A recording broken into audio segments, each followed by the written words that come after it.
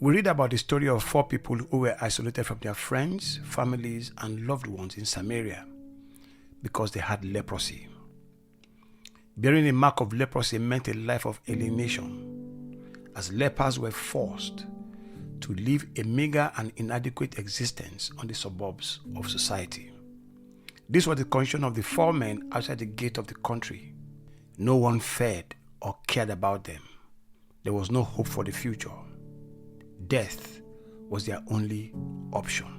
They thought about this and analyzed their situation, which prompted a question, and I quote, "Why sit here and die?"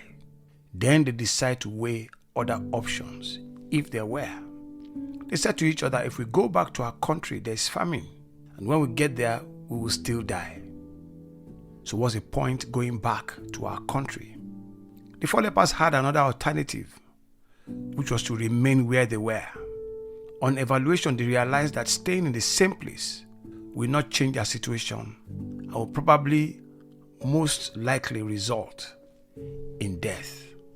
This was another no-go area.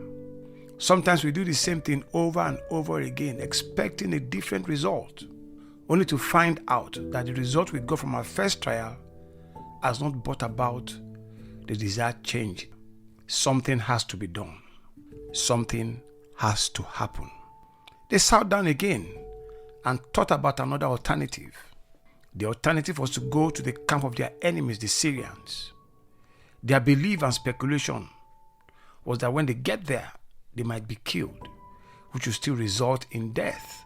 Or the Syrians might take them alive, and in taking them alive, they will feed them, meaning they will live and not die.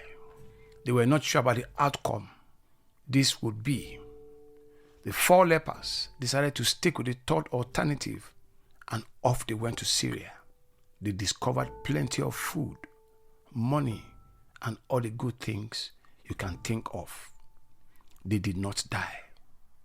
Friends, I'd like to quote from Ben Carson, an American retired neurosurgeon, an author, and a politician who served as the 17th United States Secretary of Housing and Urban Development from 2017 to 2021. He said, "Successful people don't have fewer problems. They have determined that nothing will stop them from going forward." Enjoy.